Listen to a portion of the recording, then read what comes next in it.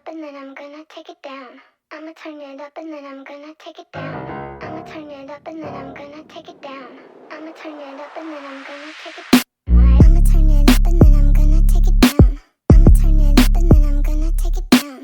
I'ma turn it up and then I'm gonna take it down. I'ma turn it up and then I'm gonna take it down. You are listening to Wizayne's podcast on the Three Bozos Network. Yo, let's go. Welcome to another episode of Wizayne's podcast on the Three Bozos Network.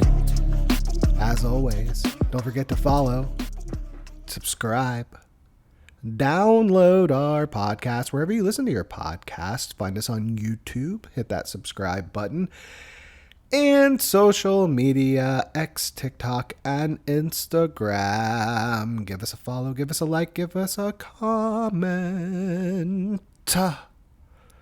Well, now that we have that out of the way,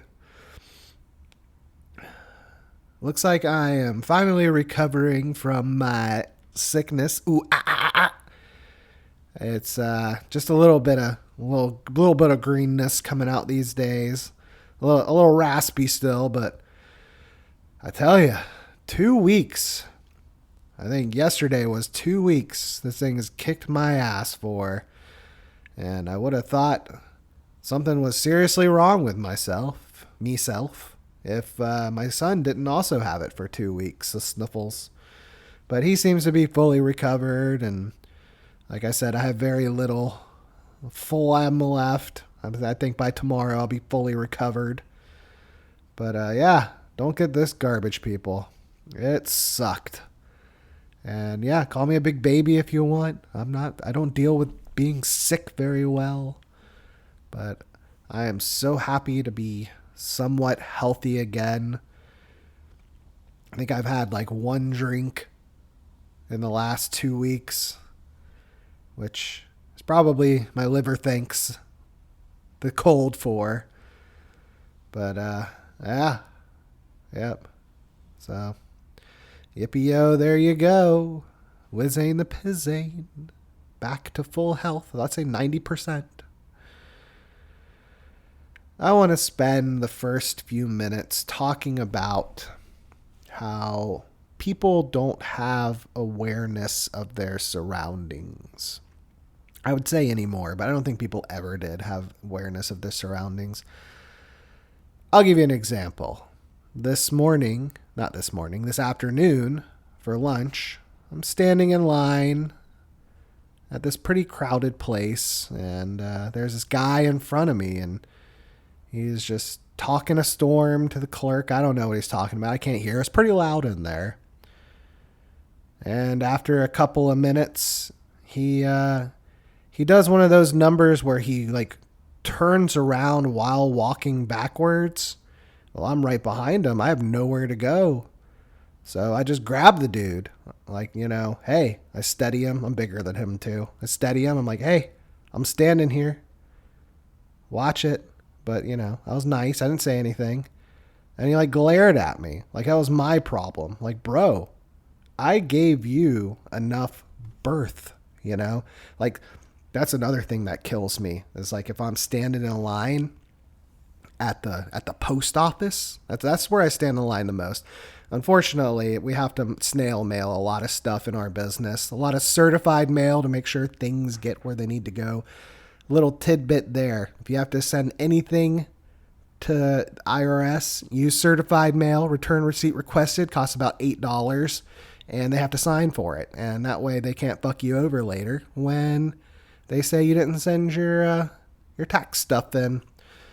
Well, anyway, so I'm standing in line at the post office a lot, and people like to get like right up on you. Like you can like feel their breath on the back of your neck.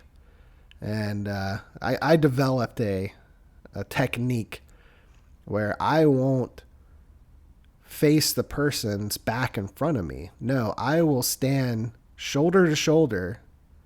Like my left shoulder is pointing towards the person in front of me, and my right shoulder is pointing to the person behind me, Also, it makes it so I can like look behind me. It's like, you never know. We live in a crazy day and age.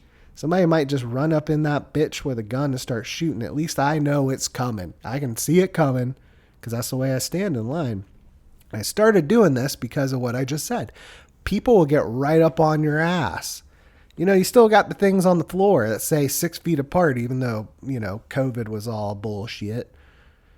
Well, a lot of it was. And that arbitrary number of 6 feet, I like that because I didn't want people all up in my business. And, well, yeah. So, anyway, back to the other guy. When I was standing in line for my food, I wasn't doing that. I wasn't getting right up on him so he could feel my breath on the back of his neck. I gave him a wide berth.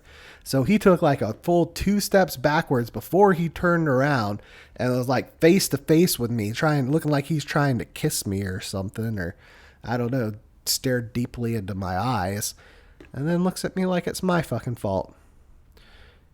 Jerkwad, pay attention to your surroundings. Nobody ever does. It's like when you're walking, maybe at like the mall. They don't have malls too much anymore, but they still have outlet malls. And you're walking behind somebody, and then they just stop. I love that. I love it when they just stop. It's like, whoa, there's a flow of traffic here, motherfucker. Keep walking. Don't just stop. You're going to stop, step to the side, and then I can pass you. Walking's a lot like driving, okay? You're going to be slow, go to the right lane. Let other people pass you on the left. Sometimes you have oncoming traffic, but that'll give you time to go and then come back into your lane, Sometimes you might have to go off-roading a little bit, maybe into the grass. But hey, that's okay. At least you get to go where you're going faster. But people just have no common decency for their fellow man and their personal space. I got this personal bubble around me, and when that bubble is interfered with, or if somebody, and it tries to get up all in my bubble, I was trying to think of a smart word, like insurgent. No, that's not it. Like interfere. That's not a smart word. That's just a word. Don't get in my bubble, is all I have to say. There's only a few people that get in my bubble. I got my kid and my wife. That's it. Otherwise, I don't want to smell your stinky breath. If I'm smelling your breath, you're too close. If I'm smelling the fact that you had onions and green peppers in your omelet this morning, and the fact that you had a little bit of Frappa creamer in your coffee, and that means you're too close to me. If I can smell the fact that you forgot deodorant this morning, you're too close to me. Yeah. Back off, bitch. Like my space. Anywho, that's about all I got there. Well, you know what that means. On to the news. I wanted to spend a little bit of time talking about how I think I'm going to go after both sides today. I know I crush the Democrats a lot. Rightfully so. They literally stand for everything that I'm against. And it might seem like I defend Republicans a lot. And that's because I don't disagree with everything, just a lot of things. So it's like picking the lesser of two evils. I guess I will start with, let's start with Republicans. I was listening to Dave Smith, my favorite comedian / libertarian podcaster. He's been on Joe Rogan and Tucker Carlson and He's been on a lot of different podcasts. He does the podcast circuit and has his own podcast called Part of the Problem. I listen to it pretty religiously. I like what he has to say. He's a smart dude, way smarter than I am. You know, he reads a lot more than I do. He's better spoken. He's a better speaker. And he's a funny dude, and he makes a lot of sense. So I'm listening to him, and he's talking about old Donald J. Trump. He had an interview with the Levin guy on Fox News. And one of the things he had to say was basically blackmailing college institutions that won't protect Jewish students. And he made a good point, and I agree with it, that Republicans have a way of calling liberals and progressives snowflakes, when they want to protect minorities or protect people from bigotry for their sexuality or being transphobic. Just basically what Republicans say is toughen up, buttercup. That's the world. We live in a hard world and you just have to deal with it like the rest of us. But except for one class, and that's if you say anything bad about Israel or Jewish people, then they become the progressives. They become the snowflakes about that, if you will. I don't think it's cool to be making fun of any class of people about anything, but we live in a country of free speech, and if people want to say bad shit about other people, they have every right to do it. It's just, they might be a fucked up person and they should suffer the social consequences of it, being blackballed or whatever. But I don't think that you can protect people or a class of citizen like that. You can't force people from not to protest, even though these college students going around all these Ivy League schools look like a bunch of fucking idiots. They probably don't even know half the shit they're protesting.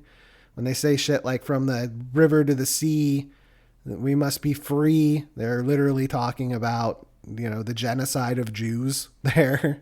That's basically a slogan from Hamas. I think everybody agrees who has a brain in their head, Hamas bad. Yeah, Hamas bad. Barbarians. But we hold Israel to a higher standard. They're the Western representation in the Middle East. And yeah, they have to deal with a lot of bad shit over there, but they need to be better than what they've been. Really, there's two types of people in this whole conflict. There's the Israeli victims, the ones who were recently assassinated by Hamas, the ones that were assassinated during the initial attack. And then there's all the thousands upon thousands of Palestinian innocents that have died from Israeli bombings. Those are basically the people that everyone should feel bad for, that everyone should have a heart for. And on top of that, it's just different degrees of bad.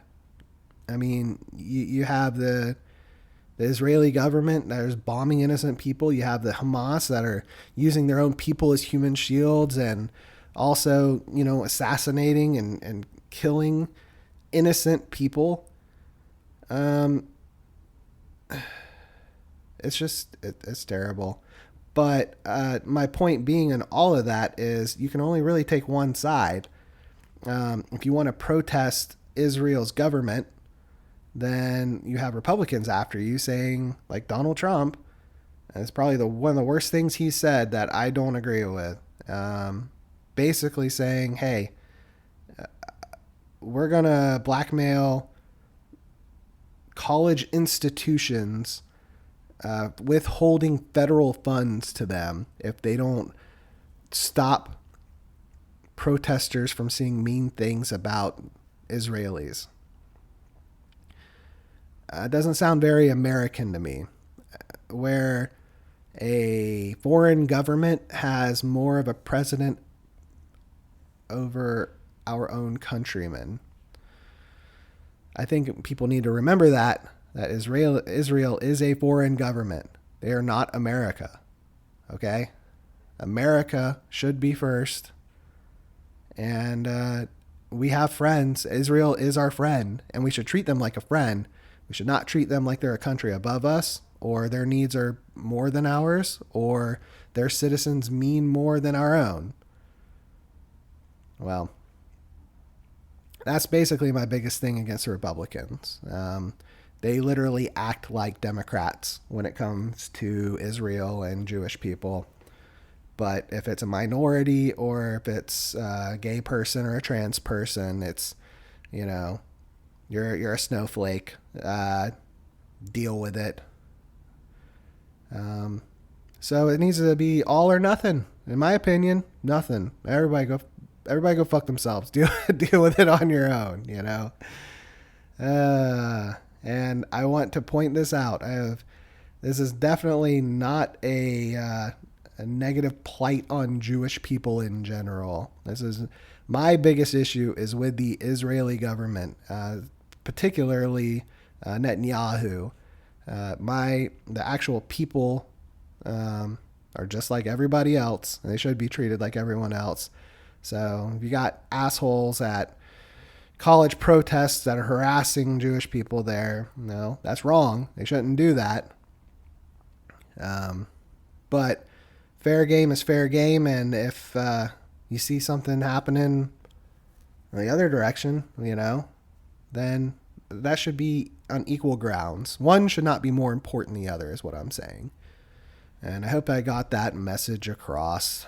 So, yeah. And then you have the Democrats.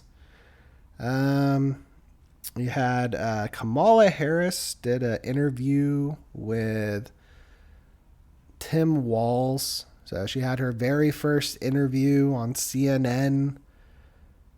Couldn't even do it by herself. It was with, I believe her name, Dana Bash from CNN. He gave her a bunch of canned questions, pre-recorded, even though they said it was live. See, that's the way they get around that kind of thing. They say live down in the corner, and it has Dana Bash talking to the people on camera. And then she goes, and then we asked Kamala Harris this, and then it cuts to their pre-recorded interview. So nothing's live. Anyway, yeah, it was pretty terrible. Like for a fluff piece, pre-canned answers, she knew the questions already. She had to have. And the answers were just so general. There was not one specific answer in any of that. What are you going to do on your first day in office? Didn't even tell you any specifics. Said middle class, going to help out the middle class, and basically went off on Trump for a couple of minutes. And then that was the other thing. It was a 19-minute interview, which is all we saw was 19 minutes. Half of that was with Tim Walz, so that's like 9 minutes. And then when you get the interviewer talking, you're talking about 5 minutes of talking time. That's something that Dave Smith brought up on his podcast. That's all you get. 5 minutes, people. You have the future leader of the free world candidate, and all you can get is 5 minutes on a pre-canned CNN interview. Whereas Donald Trump is going, anybody and everybody will listen. He's going on Lex Friedman's podcast. He's going on Theo Vaughn's podcast. He's doing the Levin interview. He's going anywhere and everywhere. Listen to me talk. And I don't know, that sounded kind of like Arnold Schwarzenegger, but you get what I'm saying. And you got Kamala, who, I brought this up before, they kicked out the guy who was going to run. He wanted to run, they kicked him out. then they install her without the people voting on her. She has not done a real interview until this one, and it wasn't even a real interview. It was 5 minutes of talking time. Maybe I'm being a little, whatever, 6-7 minutes at the most, with her emotional support running mate, Tim Walz, right there next to her. Yeah, and then now she has a debate coming up soon. Just a few days. She's going to be debating Donald Trump. They've set all the rules. She didn't get her way at all in any of them. And we'll see what happens. I don't have a lot of faith in her. I think that she is just as bad on the microphone as Joe Biden, but at least Joe Biden has the I'm old and senile excuse. Kamala does not have one. I don't see how people can vote for her. Not at this point, at least. She has given you nothing. You're not even voting for her. You're voting for the establishment behind her. Dave Smith calls it the machine. You know, I'm sure a lot of people do. They call it the machine, and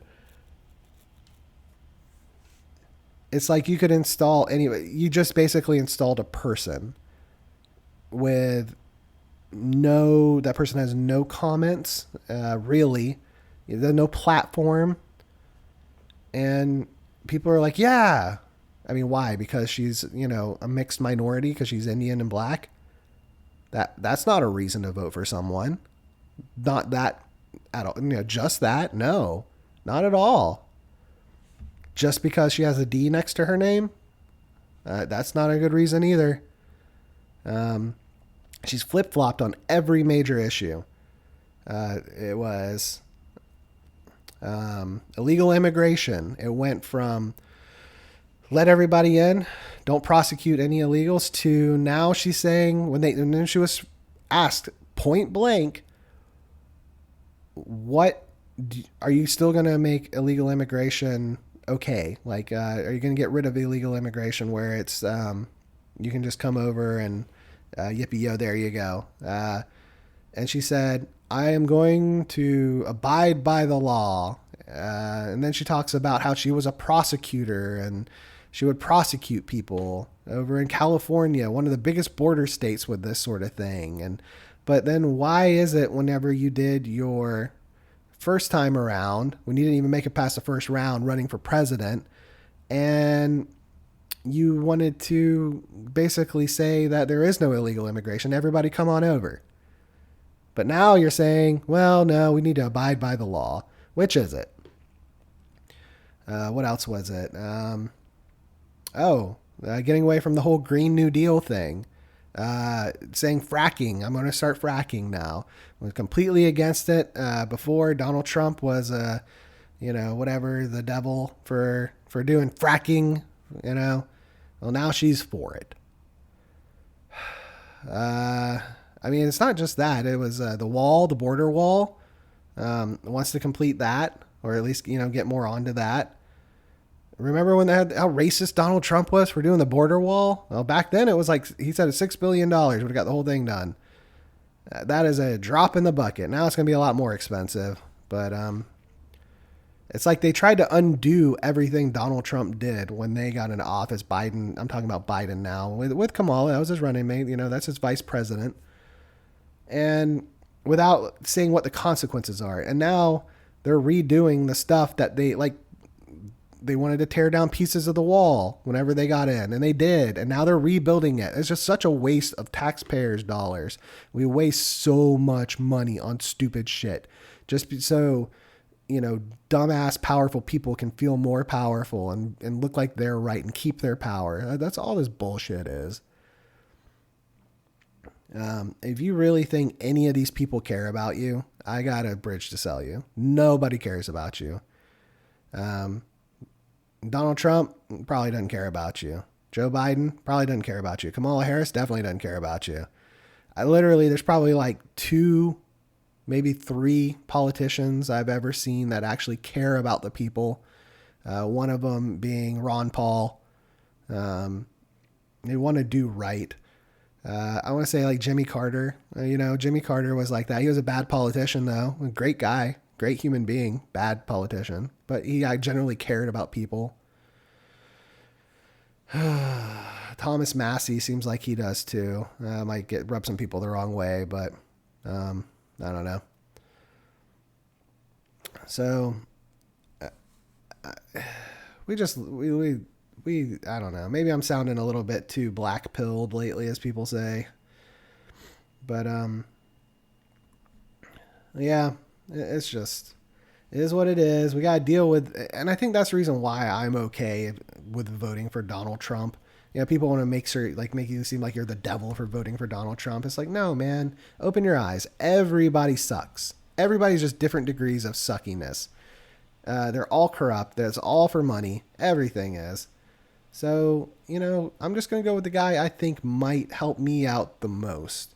And the guy that's going to help me out the most, I think, is Donald Trump.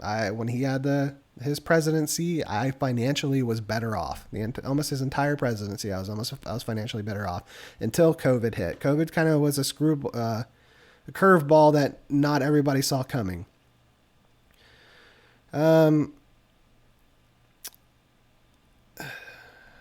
Yeah. So that's why I'm okay doing it, because I think they're all corrupt. So I'm going to do the corrupt politician I think will help me out the most. And that's how everybody should vote. If you think Kamala Harris will help you out personally the most, then I guess vote for her. I wouldn't. And I don't exactly feel good about voting for Donald Trump either. He doesn't have that pizzazz he had the first time around, where he was going to, drain the swamp and build the wall. There's all this stuff. Now it just seems like he's kind of just tired, Maybe he's doing too many interviews, but he just seems like he's tired. So the last thing I'll say is just, well, I guess that's it. That's it on the matter. I had some other stuff I want to say, but my brain still has a little bit of the snot brain. It's not really working like it should be. I guess the last thing I'll say is we've had, out of the last 16 years, 12 years of those, a Democrat has been president. And you can't tell me that 4 years of Donald Trump screwed that up. Really, it was only 2 years because we had 2 years of COVID too. It's just one of two things, right? You have 12 years of a Democrat president, and we have record high inflation. We have record high, well, not record high, but we have terrible interest rates. We have a border that's wide open. And like I said, we had 12 years of a president that was a Democrat, and we had 4 years of a president that was a Republican. And shit sucks right now. So I would like to see more of a Republican president in there to see if they can turn it around. Because that tells me one of two things. Either it doesn't matter who's president, or Democrats suck at being president. At least right now. So, yippee-yo, here we go. On that note,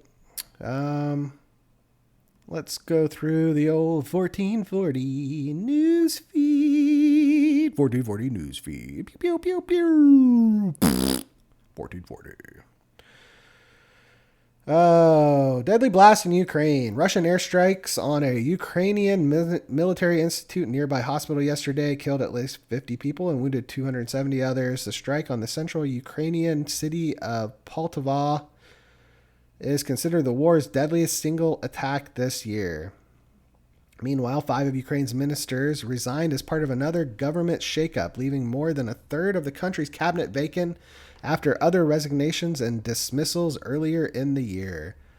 Fighting in the 2.5-year war has intensified since last month. Ukraine has continued its cross-border offensive into Russia, having seized at least 500 miles of territory, while Russia has advanced into eastern Ukraine.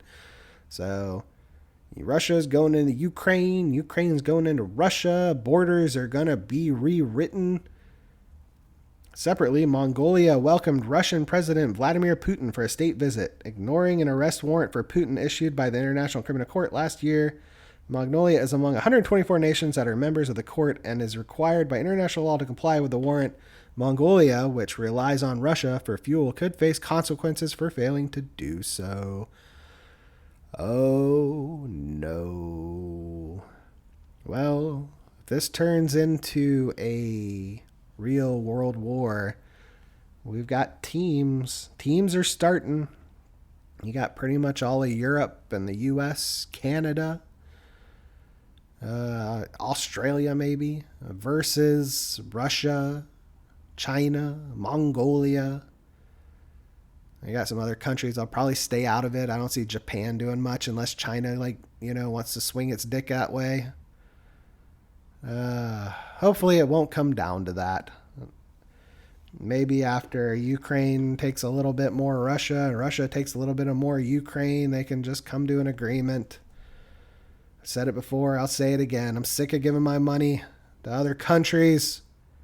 Just end it already. Get down to the table. That's one thing I think Donald Trump can do that neither Biden or Kamala could do, is get those two guys at the table to come to a peace agreement. Even if it's only temporary, it's better than continuous fighting where people are dying for no reason. Congo jailbreak attempt. At least 129 people are dead and 59 others injured after an attempted escape from a prison in the Democratic Republic of Congo's capital yesterday. Roughly 24 people were shot by guards as they sought to break out, while the remainder of the dead were reportedly killed in a subsequent crowd surge and fire. Oh, that's a pretty big deal. Not going to go too much. Basically, 12,000 inmates are there. Whoa, the capital's sole prison facilities is designed to hold 1,500 prisoners, but houses nearly 12,000, 70% of whom haven't faced trial yet. Looks like they have some infrastructure issues over there. That's crazy.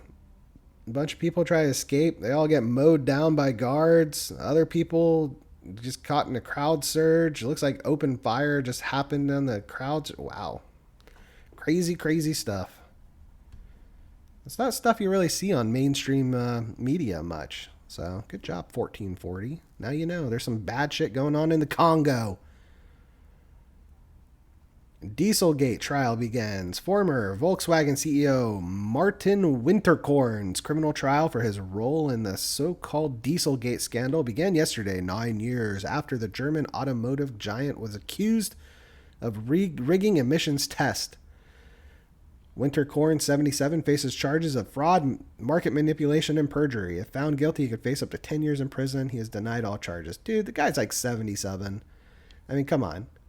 You're going to put him in jail for like 10 years. He'll be 87. Like, you won't make it. At this point, it's like, whatever. 2015, the U.S. Environmental Protection Agency accused Volkswagen of installing illegal software dubbed defeat devices in diesel cars to manipulate emission tests to pass environmental standards. When shut off, the device allows nitrogen oxide emissions up to 40 times higher than the legal limit. And roughly 11 million vehicles worldwide were equipped with the software, and the scandal cost Volkswagen over $38 billion in fines and compensation. I mean, it sounds to me like it's already been taken care of. Like, okay, $38 billion in fines. Guy's 77. Just drop it. It's done. That's stupid. I don't like agencies. I don't like government agencies. I think they're all fucking stupid. I think they're all overreaching. It looks like more of that to me, in my opinion. Screw those guys. UK government to investigate Ticketmaster over its dynamic pricing following soaring opening day prices for Oasis reunion concert. Oasis, where they have like two good songs, Wonderwall and Champagne Supernova. The Champagne Supernova in the sky. Someday I will not care. That's right. Other than those two songs, nobody cares about you, Oasis. But back to Ticketmaster. It seems like they've had, what is it? Issues. Like, they've done a lot of legal battles over the years.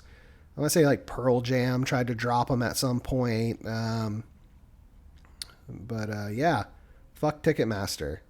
I don't go to concerts anymore, so it doesn't matter to me. But yeah, if any chance you can get to stick it to Ticketmaster, sounds good to me. U.S. judge puts temporary hold on former Donald Trump's campaign for using popular Isaac Hayes song amid lawsuit by the late singer's estate. It's a nothing story.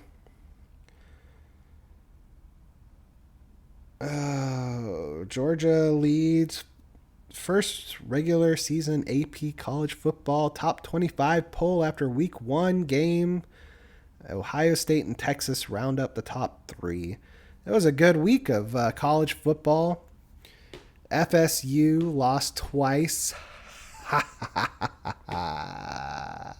Sorry, Brooksy boy. I know you're an FSU D sucker. You suck on D's. I like Brooks a lot. That's probably his biggest fault, being an FSU fan. Out of all the Florida teams, well, I'll let you guys know. I went to the University of South Florida. I'm a graduate from there. Go Bulls. So that is my team. The number one team I hate the most is UCF, the University of Central Florida. Fuck those guys. They're our rivals for years and years. There's the War on I-4 is what it was called, which is the highway from Tampa to Orlando. It's I-4. So it was the War on I-4. And we would play them every year, and we would kick their ass every year. And then UCF decided to get good. They got good for, I think, probably like last like 5 or 6 years. I want to say they've been good. And they whooped us every game after that. And then they left our division. They went somewhere else. So we don't get to play them. At least I don't think so. We might get to still play. We'll see. But fuck those guys. I hate them. FSU, probably hate them second most. And then it's a tie between Florida and Miami after that. I don't know which one I dislike more after that. But fuck all the Florida teams except for the University of South Florida. Go Bulls. And they did good. They beat some no-name college, beat them down bad. And this week on Saturday, they play Alabama. Fucking Crimson Tide beat Bama. They played them last season. And even though our team had like 6 wins all years, one of those wins was almost against Alabama. We held them like the whole game. We were down by like 4 points, I think, or 6 points. And at the very end, they pulled away, and it wasn't even by much. We held our ground against Bama. And this year, we're going to beat Bama. And then we got to play Miami. We're going to beat them too. You guys are going to know that name Galesh. He's our head coach. And Byron Brown is going to be a Heisman Trophy candidate. And everybody's going to say, where did these USF Bulls come from? And I'm going to say, hey, you know that Tennessee Volunteers team that had the number 1 offense in all of NCAA? We grabbed his offensive coordinator. And now he coaches our school as a head coach. And that's going to be the rise of USF. Go Bulls. And while we're talking about football, we also got this weekend, opening tomorrow actually is the first game, opening week of the NFL season. And my Miami Dolphins will be playing the Jacksonville Jaguars, where the GOAT Tua Tagovailoa will be throwing touchdown passes to Jalen Waddle and Tyreek Hill. And, Looking for a 20-0 season. That's what happens all the way to the Super Bowl if you win every single game. That's right. They're going to break the old Dolphins record of undefeated by winning more games in a season. And not do it the same way that those crappy Patriots did when they lost in the Super Bowl. Oh, no. I had a fantasy football draft with all my internet friends. I'd give a shout out to guys like Purple Smurf and Don Vito and NYQ and Mythos. Got Prey and Fleet, Mikey, ASF, Brent. How could I forget Brent? He actually did my podcast. Remember, check it out. Wizayne the Pizain's podcast. Episode special guest, Dr. Brent the pharmacist. And and then we got the new guy, Bodrick. So if I'm forgetting anybody, I'm sorry. I apologize. I think I said Prey, didn't I? Yeah, I said Prey. He's a little dude. You can fit him in your pocket. Anyway, we started our fantasy football $30 buy-in. Winner take all. Except for second place gets a little bit of their money back and some. And it's a big deal. You ever seen the show The League? It's kind of like that. We talk a lot of shit around each other. A lot of stuff, like stuff that goes on in fantasy football chat stays in fantasy football chat. Can't get that stuff out. We'd get canceled. We'd all get canceled. So, going to be a good season. First time in the Super Bowl, it was me versus Purple Smurf. Where he's my black friend. I call him my black friend. I got two. I got him and I got G God Trelane. Those are my two black friends. And we're playing in the Super Bowl of our fantasy football league. I'm down by like 3 points. And there's only one player left to play. It's my guy, Josh Allen, which fuck Josh Allen, but he was my quarterback for my fantasy football team. So with a whole game to play, down by 3 points, with a guy who scores more fantasy football points than pretty much everybody else in the league, at least quarterback wise. And what happens? Damar Hamlin takes a helmet to the chest. His heart stops on the field. They have to use CPR to revive him. And immediately, Purple Smurf goes into one of our big chat rooms that we moderate called NFL Chat and says, guess he couldn't handle the jungle. The jungle is what they call where the Bengals play. And everybody tried to cancel him, but nay, you can't cancel him. That's just how he is. And anyway, so there you go. 3 points away, and the game ends because Damar Hamlin almost died on the field. He canceled the game. And I lost my fantasy football Super Bowl. So he has an asterisk next to his name on that one. Last season, I had a good team. I had a really good team. I had like Nick Chubb. I had Justin Jefferson. I had Devon Achane. I got him in the free agency a little later. And then I had Kirk Cousins.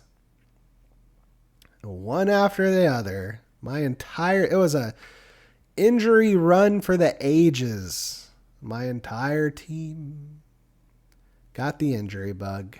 So by the end of the season, I'm playing with a bunch of jabronis nobody's ever heard of. Used all my waiver wire monopoly money, so I can even get the good guys. So I still finished about middle of the pack. Barely missed the playoffs. So this season, I'm really raring and ready to go. I got a good team. And, well, that's the end of fantasy football talk. Anywho, back to the news.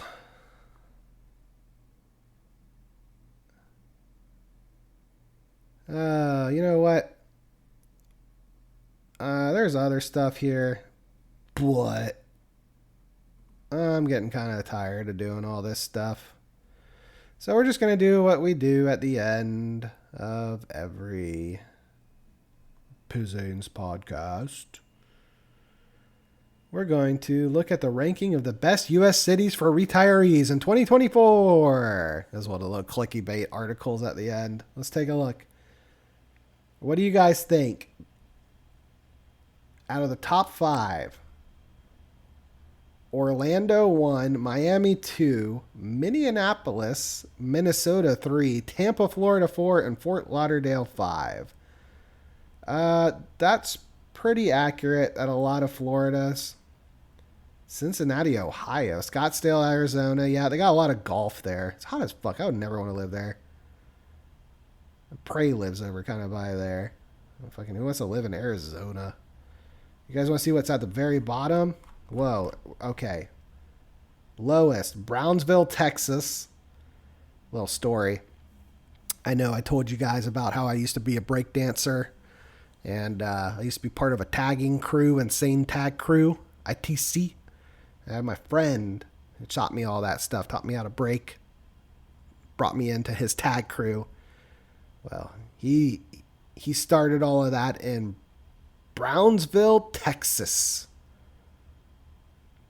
And that's where he lived. So he said a lot of illegals down there. That was back in the day too. That was like 26 years ago.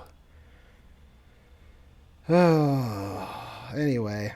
We got San Bernardino, California, Stockton, California, Rancho Cucamonga, California. I'm seeing a trend here. California, New Jersey, Michigan, these are all the bad ones that nobody wants to go to. California, all over the place.